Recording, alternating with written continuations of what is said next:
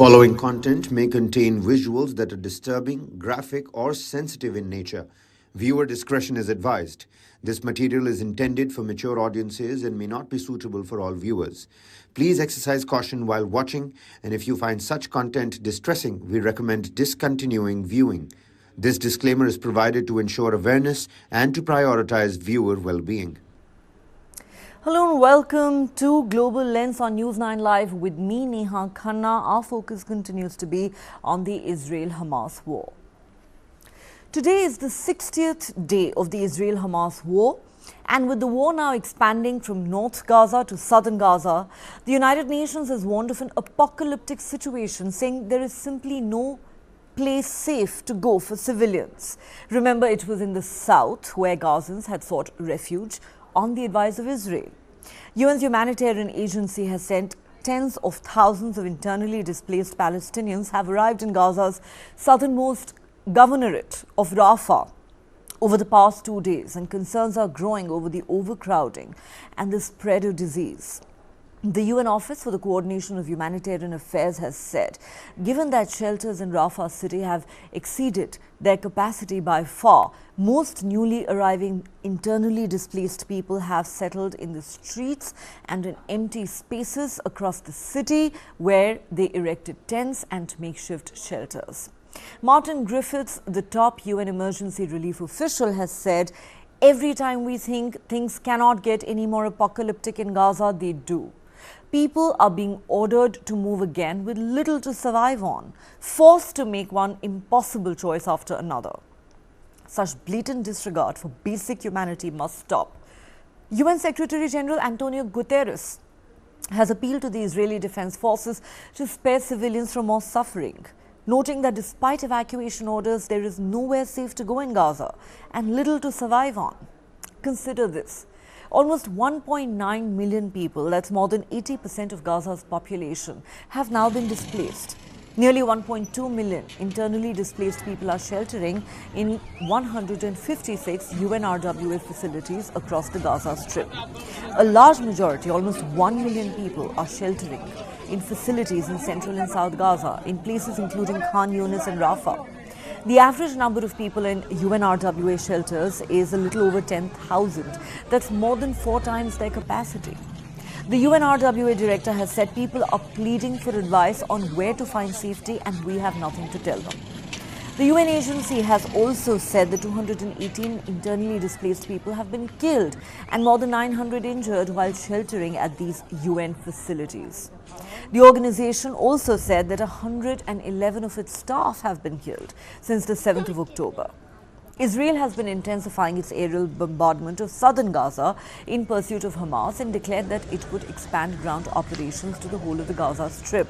This as intense battles are still taking place in northern Gaza. A recent evacuation order to move civilians from Khan Yunis into Rafah in southern Gaza created panic, fear and anxiety, according to UNRWA Chief Philippe Lazzarini. Scores of wounded people were seen being taken from rubble to hospitals. The World Health Organization has said Israeli military activity in southern Gaza could deprive thousands of Palestinians of health care, describing the conditions around Nasser Hospital in Khan Yunis as catastrophic. Making matters worse, Gaza is in a near-total blackout.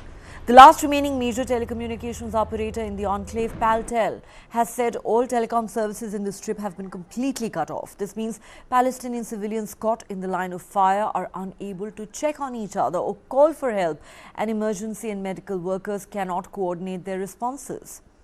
UN humanitarian coordinator Lynn Hastings has said, if possible, an even more hellish scenario is about to unfold, one in which humanitarian operations may not be able to respond. The use of only the Rafah crossing to bring in aid trucks does not work, despite the efforts of UN agencies, Egyptian and Palestine Red Crescent Society. Hastings says Gaza's health system is on its knees with a lack of clean drinking water, no proper sanitation and poor nutrition for people, and shelters with no capacity. The situation amounts to a textbook formula for epidemics and a public health disaster, he says. More than 15,800 Palestinians have now been killed by Israeli attacks since the 7th of October, according to the Hamas-run health ministry. Meanwhile, the Israeli Defense Forces claim a ratio of 2 Palestinian civilians killed for every Hamas terrorist is tremendously positive given the challenges of urban combat. There are also reports now that Israel has readied a plan to flood Gaza tunnels with seawater in order to target Hamas and drive out its fighters from the tunnels. A Wall Street Journal report says Israel has assembled a large system of pumps and completed the setup of at least 5 pumps north of the Al-Shati refugee camp. These pumps are capable of moving thousands of cubic meters of water per hour, likely flooding the tunnels within weeks. It's not clear, though, whether Israel will go ahead with this plan. The IDF hasn't commented on this yet. This past weekend, I held several rounds of intensive phone calls with partners in Israel, Egypt, Qatar, and other nations as we remain intensely engaged in a basically non-stop discussion of the developments in the region since Hamas's devastating terrorist attacks on October 7th. We're still talking about trying to find a way forward on hostages. We're talking about sustaining and expanding the humanitarian assistance, making it into Gaza. Too early to make a definitive assessment. The Secretary was very clear about how we want to judge this based on results, not based on intent. We've seen a much more targeted request for evacuations here, where the Israeli Defense Forces have identified specific neighborhoods where they plan to conduct military operations and urged in advance of those operations the people in those neighborhoods to move, rather than telling an entire city or an entire region to vacate their homes. So that is an improvement on what's happened before. We think far too many people. I have not seen evidence that they are intentionally killing civilians. We believe that far too many civilians have been killed. But again, this goes back to the underlying problem of this entire situation, which is that Hamas has embedded itself inside civilians, inside civilian homes, inside mosques, in schools, in churches. The wounded and patients are on the floor. There is no life-saving health service in the hospitals of southern Gaza Strip. Hence, hospitals in southern Gaza Strip have totally collapsed. They cannot deal with the quantity and quality of injuries that arrive at the hospitals. It is difficult for the ambulances to reach the injured in the target areas. The Israeli occupation targets ambulances that move in the southern areas of Gaza Strip. It prevents them from reaching the target places. In this sense, we call on the Security Council, especially its permanent members, to carry out its legal responsibilities and work to end this barbaric war and force Israel to return to credible negotiations to achieve a just solution to the Palestinian issue. We are constantly working to renew it and ease the burden on our people in the Gaza Strip. But truces are not a substitute for a comprehensive ceasefire. All right. Joining me on the show tonight is Dr. Alexander Grinberg of the IDF Military Intelligence Research Department. He joins us live from Israel. We also have with us Lev Aaron, Israeli columnist and journalist. And completing the panel tonight is Ambassador Suresh Goel, former Indian diplomat, joining us from New Delhi. Gentlemen, welcome back to Global Lens. Thanks very much for joining me. Lev Aaron, if I could start with you. Catastrophic, apocalyptic, these are just some of the words that are being used by agencies such as the United Nations to describe what is happening with the war spreading from northern Gaza to southern Gaza. Now, you've heard this before. It is Israel which for weeks together had advised Palestinians to leave the north and move to the south for their own safety.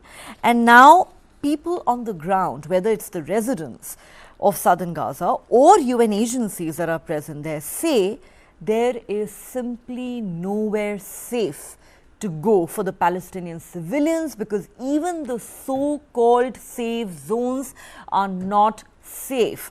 Israel may claim that it has earmarked certain areas for the civilians to go to, but even shelters have come under attack.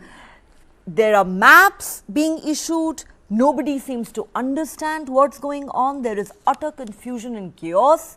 There is a telecommunication blackout.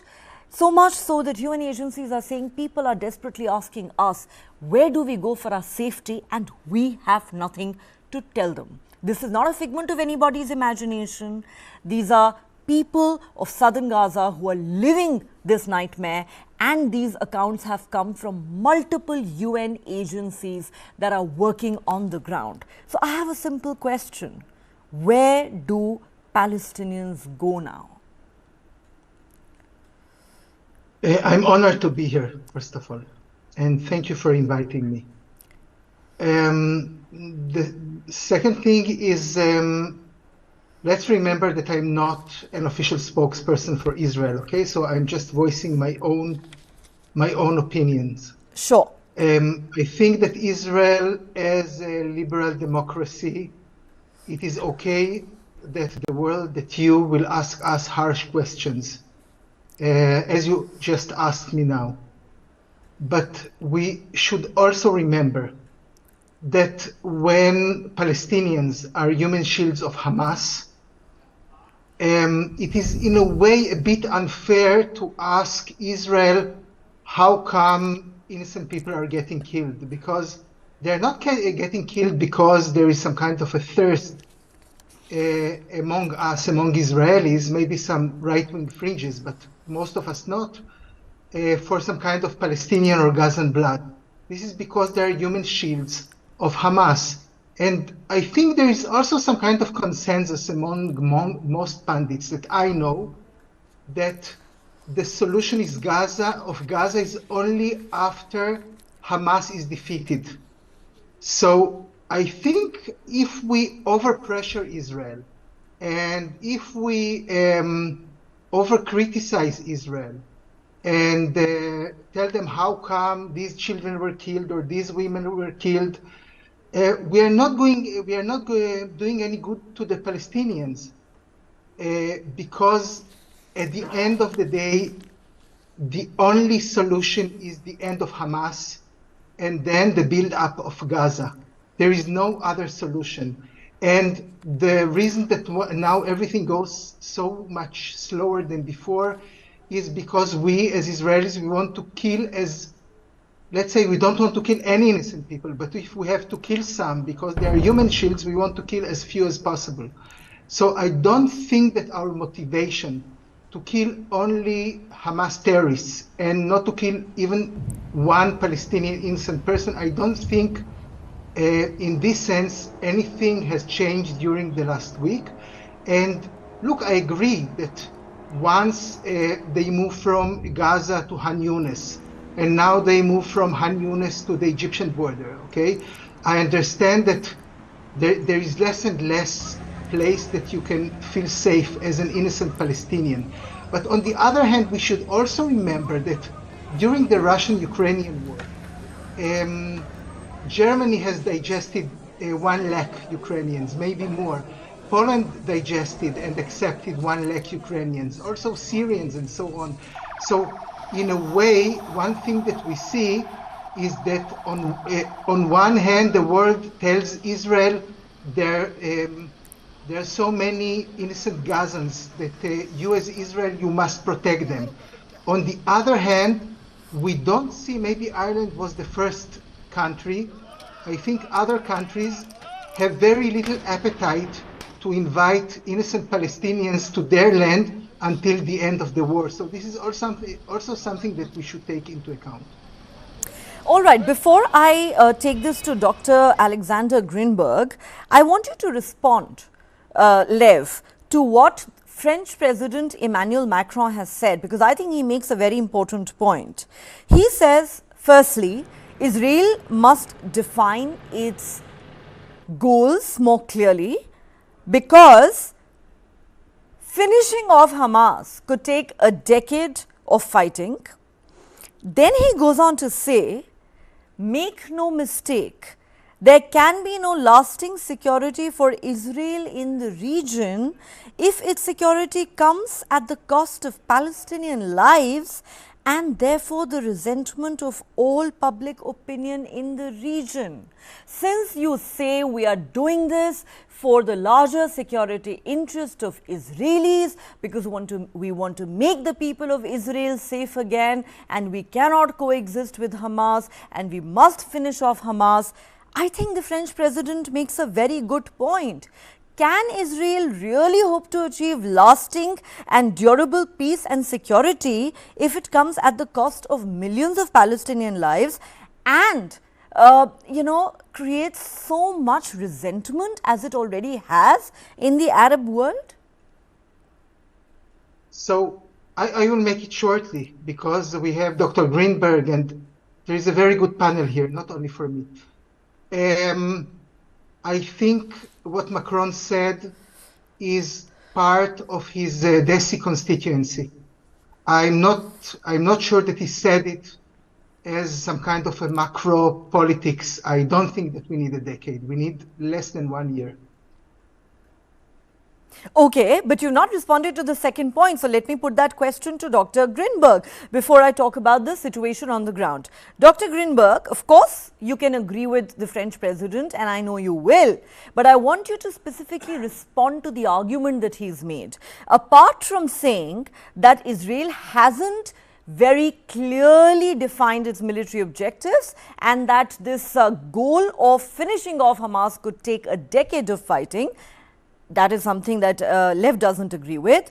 Macron says there can be no lasting security for Israel in the region if it comes at the cost of Palestinian lives and results in so much resentment that we've seen already building up in the region. Respond to that. As Lev, I am not an official representative or anything. I'm not an intelligence officer anymore.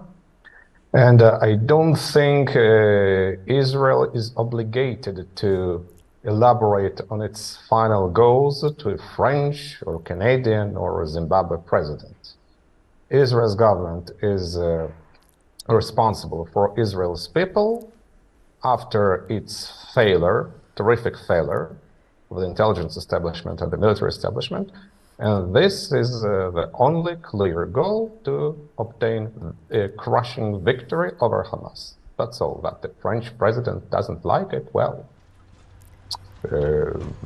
I cannot do anything serious on that matter.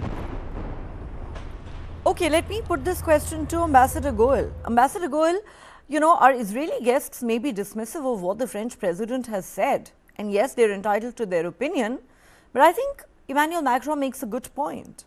He says, how can Israel hope to achieve lasting security if it's going to come at the cost of so many Palestinian lives and if there's going to be so much resentment against Israel in the region, in the Arab world?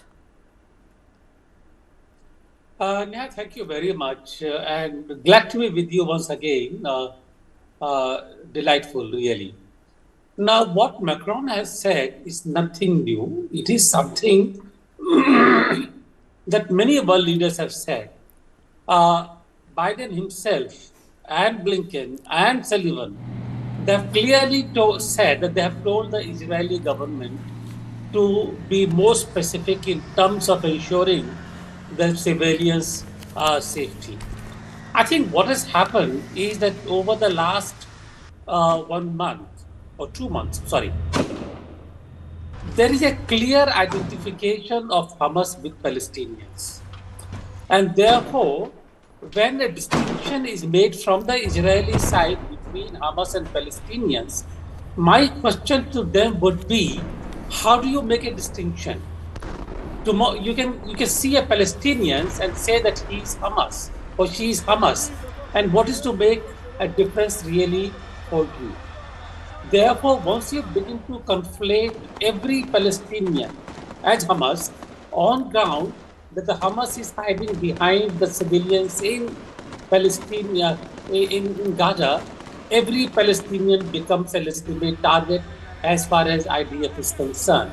All these arguments about Ukrainian civilians, etc., they seem to be so bogus, really.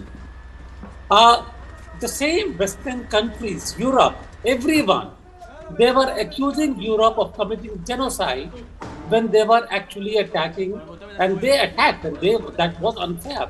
They attacked the residential buildings on grounds that the Ukrainian armed forces were operating from those buildings, and therefore they were legitimate target.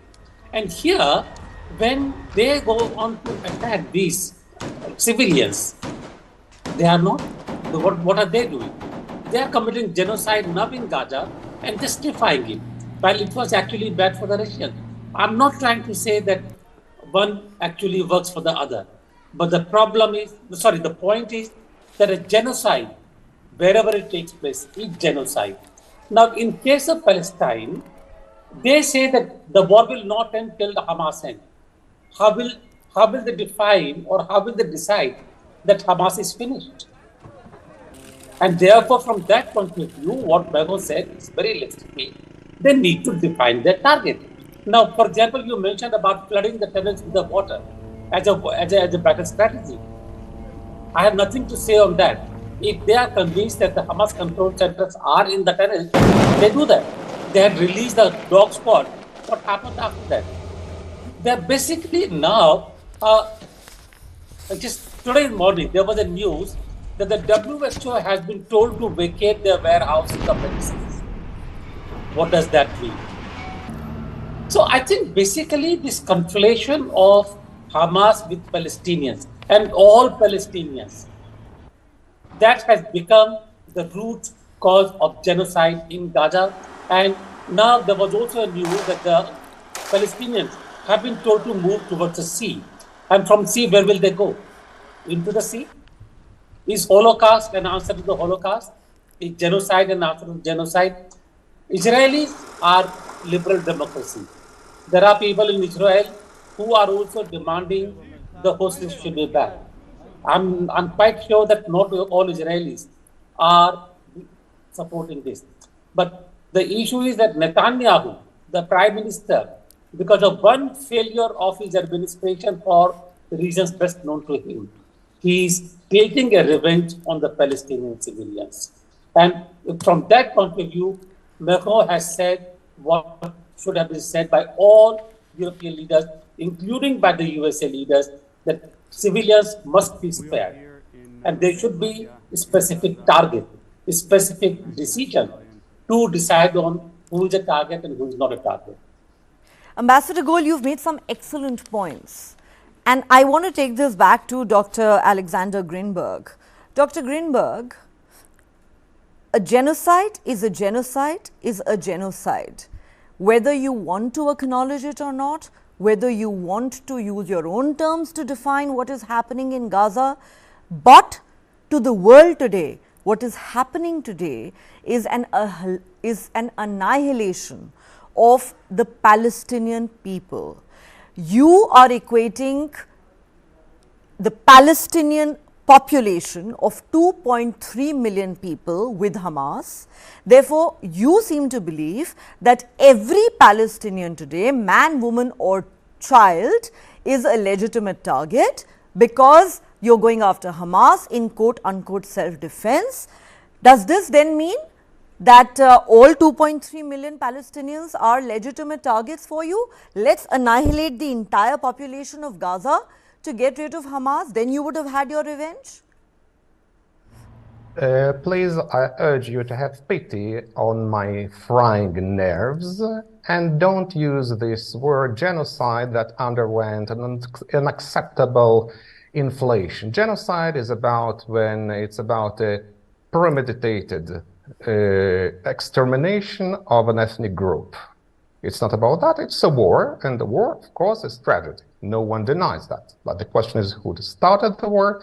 When you could hear at the UN the testimony of Israeli raped women, they took a woman, raped her, and beheaded her. They took another woman and cut out her womb. This is genocide. Because they were killed, because they were Jews. What's going now? Yes, it's tragedy for Palestinians. And yes, they suffer, but you know, when you start a war, you suffer. You bear the consequences of the war.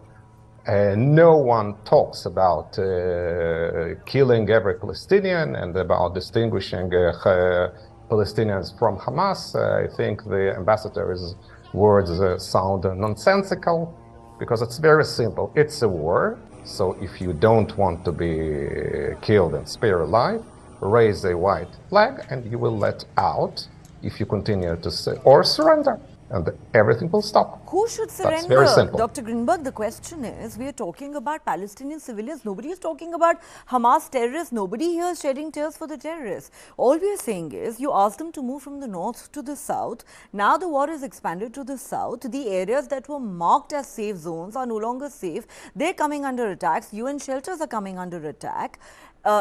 Egypt is not taking any refugees. Israel will obviously not take any refugees. So let me ask you this question. Where do you expect the Palestinians to go? To jump into the Mediterranean Sea? No, they can pass through the passages that the IDF opened for them. That Hamas doesn't let them out, it's another question. But it's a question for Hamas, not for Israel. So there are well-defined passages, as I say, and that's all. So it's difficult. Yes, it's difficult, but we cannot stop the war and wait until the moment when Hamas reorganizes, redeploys, and to the more in general, the logic of war says the more you dispatch aid to any side of the war, the more you protract the war.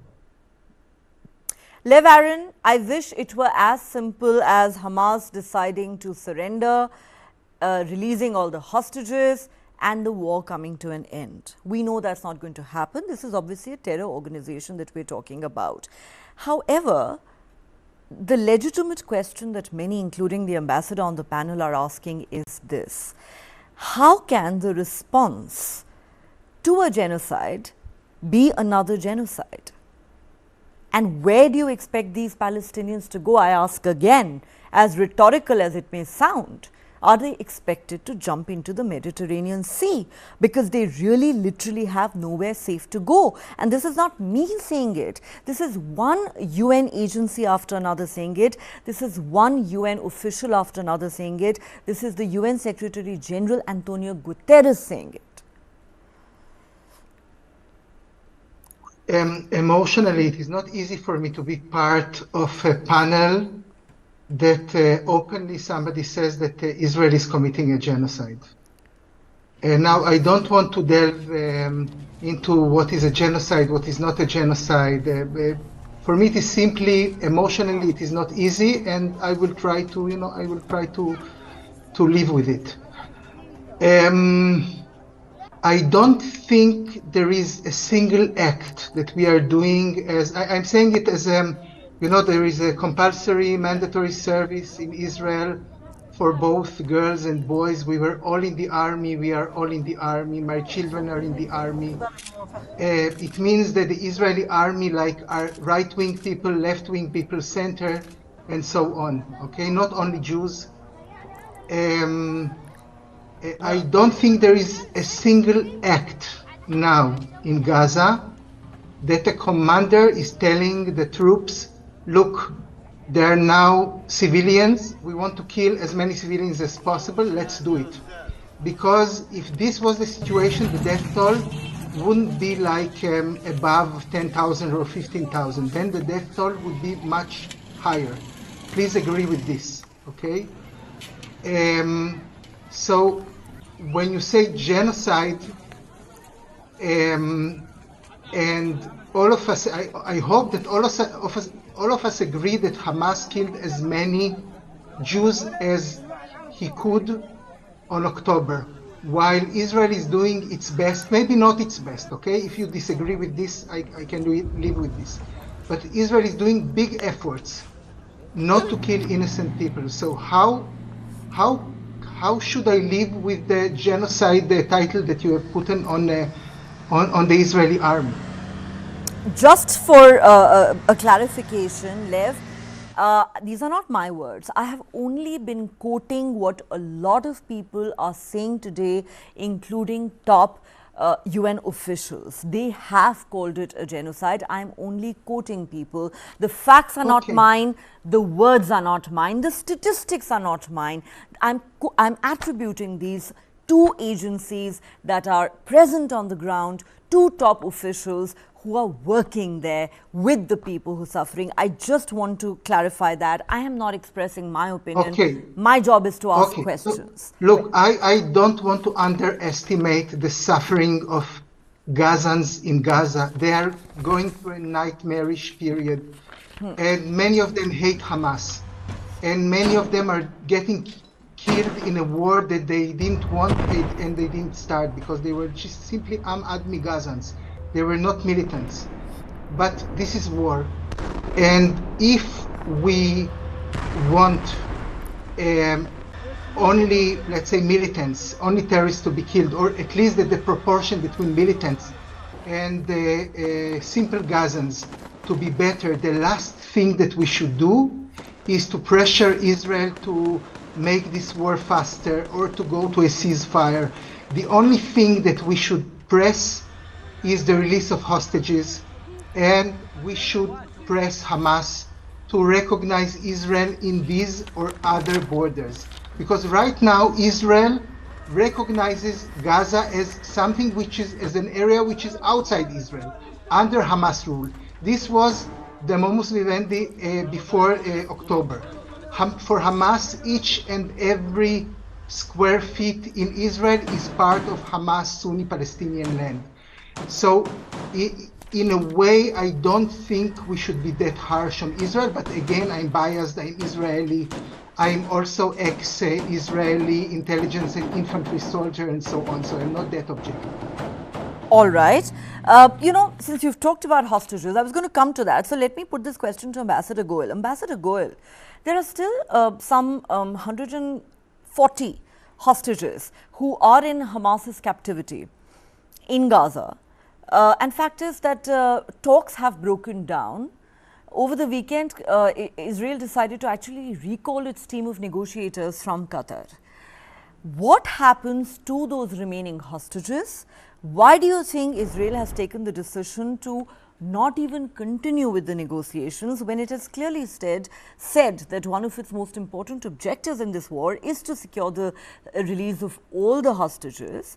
And, there are many who are asking, is there any real possibility of another temporary truce of the kind we recently saw taking place between the two sides for the sake of those hostages? Do you see Israel agreeing to that? I cannot speculate on what Israeli strategy is in this particular case. However, I do think, and in fact, Israel had already announced it even before the ceasefire, that the ceasefire could provide an opportunity for Hamas to regroup. And it is quite possible. I'm only basically saying, giving my own thoughts really in this process. And it's possible that the thought that behind this ceasefire, Hamas was regrouping itself, and therefore it is time to really break the ceasefire and go after Hamas once again. That may be one thought really. But my question really remains, I remember when it happened on the 7th October, I was the first one in the TV show to condemn what Hamas did. All of us did. All of us did. Yes. There is no excuse to attack civilian population under any cost really. And what they did was horribly wrong. How many hostages were taken? There were 1,000 people dead, etc. Then the number of deaths seems to have just become a number really. Emotions are completely lost. My question really is, according to data today, around 15,900 Palestinians have been killed, including women and children. Yes. How many of them are Hamas? I don't know. Maybe Israel side will know how many are Hamas and how many are Palestinians. The number of deaths on the Palestinian side in proportion is something about 40:1. Again, if they are Hamas, there is no way I will say that no, they should not be killed. Fine. And that's the reason I'm very careful when they say that they want to flood the tunnel. If the tunnels are the Hamas command and control center, by all means, get them out.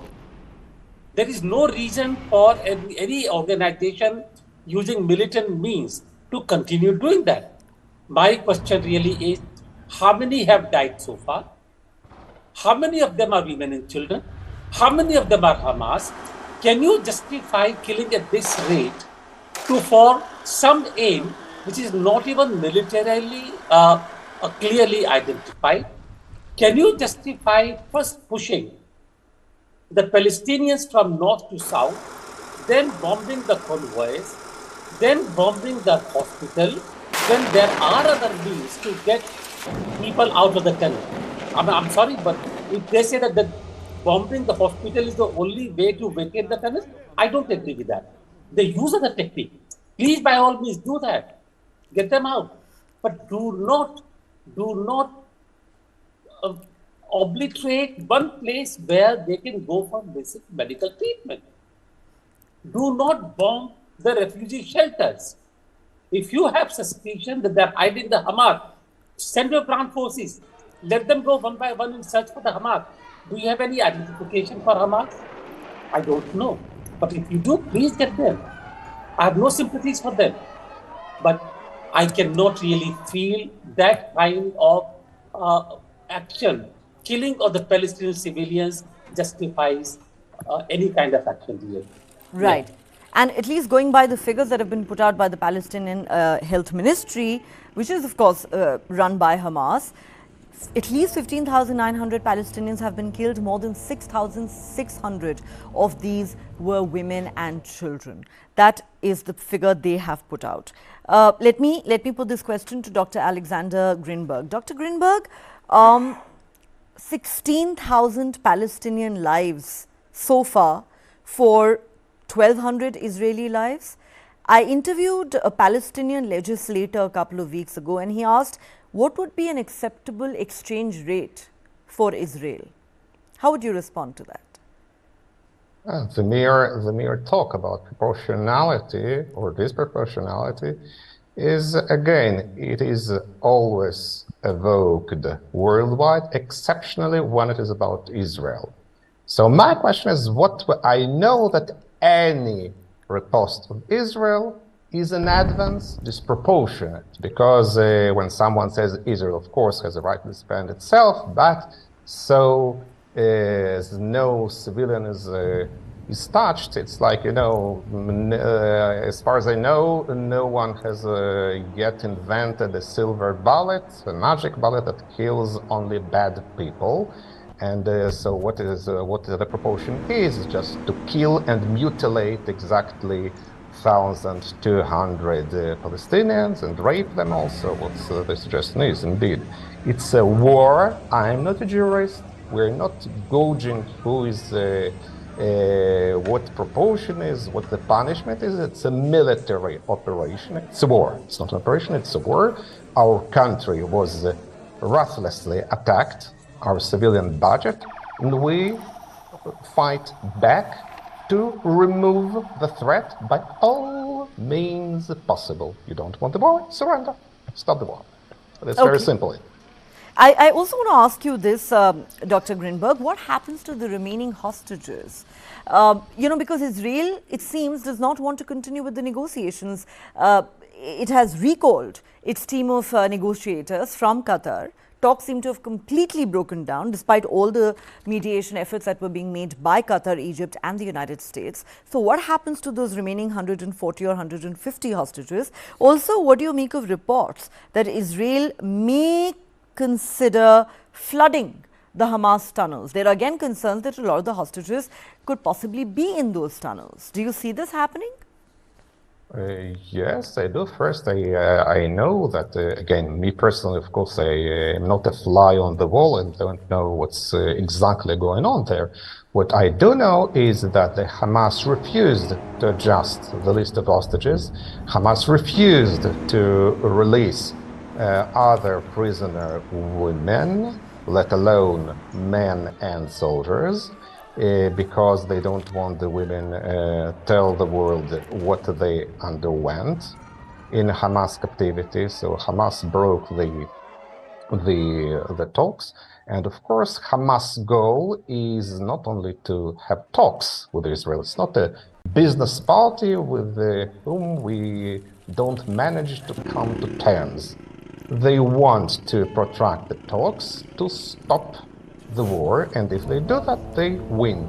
Israel, as a sovereign country, can never surrender to such requirements, because it would be a total loss for the country.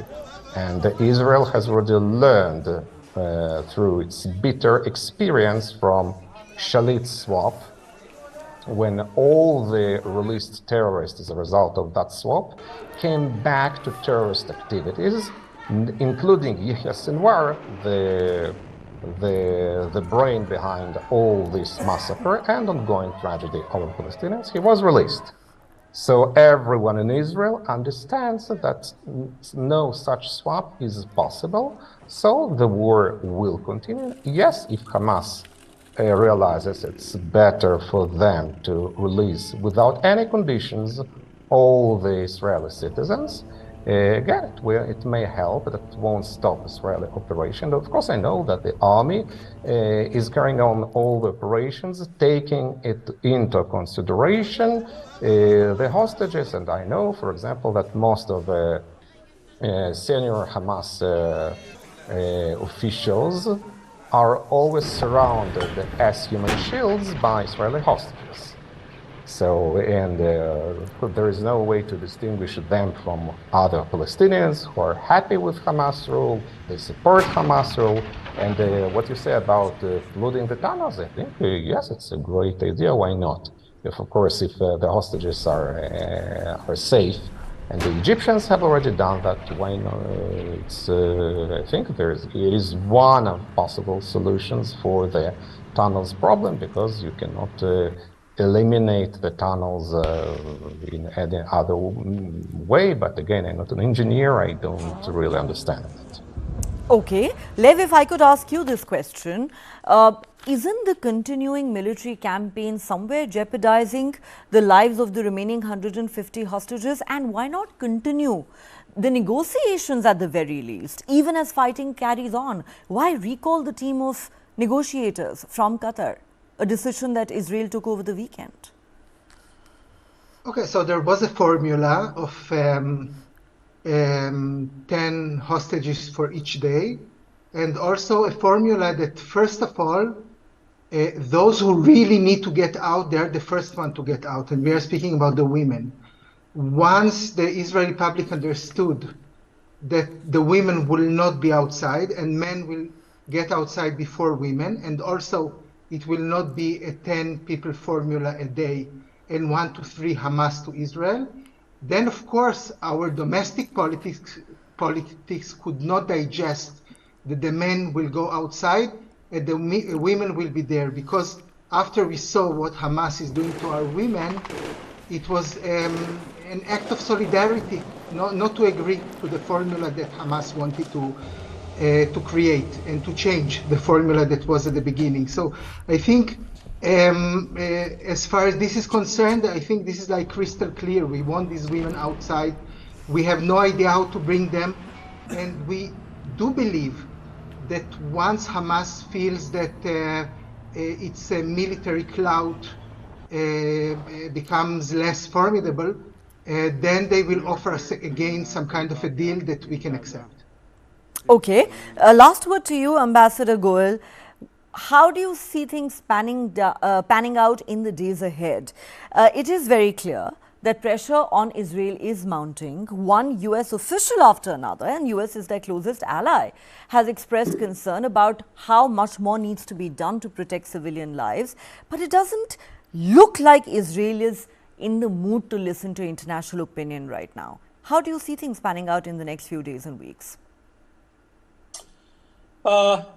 I think it's fairly clear that the pressure from the UN or the international community has not had any impact on Israel so far, and it is unlikely to do so unless there is some kind of a resistance from within Israel. Again, there is no sign of that happening, even though for most of the people the priority is the hostages returning back to Israel. How it's going to pan out or not is very, very difficult to say. As I said before, I think essentially Prime Minister Netanyahu, who I think felt humiliated when attack took place on the 7th October, because it was attributed to the military and the intelligence failure, for which the Prime Minister should take responsibility directly. And therefore, there is a Matter of sense fact, there is a lot of anger towards Netanyahu even at home, not just abroad. Absolutely. And therefore, I think there is a sense that Netanyahu has hardened. It's a sense of reprisal and the revenge on what happened on the 7th October. And when you develop that sense, nothing else matters really. You need to have your revenge.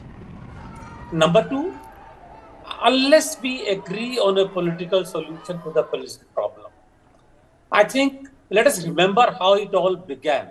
1970, Balfour Declaration, etc. All that has happened, that's a matter of history. Today, I think there is no solution except a two-state solution. And for a two-state solution, Palestinians have to have a state on the land within acceptable borders.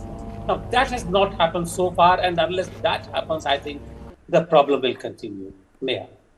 And are we going to see a resolution of that nature anytime soon?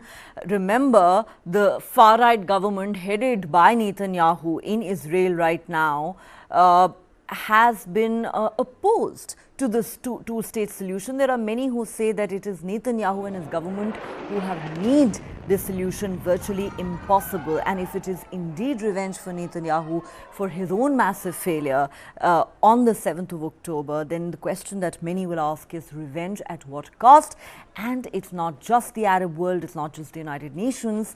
Very soon, perhaps Israel's own allies will also begin to ask those uncomfortable questions. Well, on that note, I'd like to thank all my guests for joining me on Global Lens tonight. With that, it's a wrap on the show. That's all the time we have tonight. If you have been, thanks so much for watching. Do join us again at the same time tomorrow.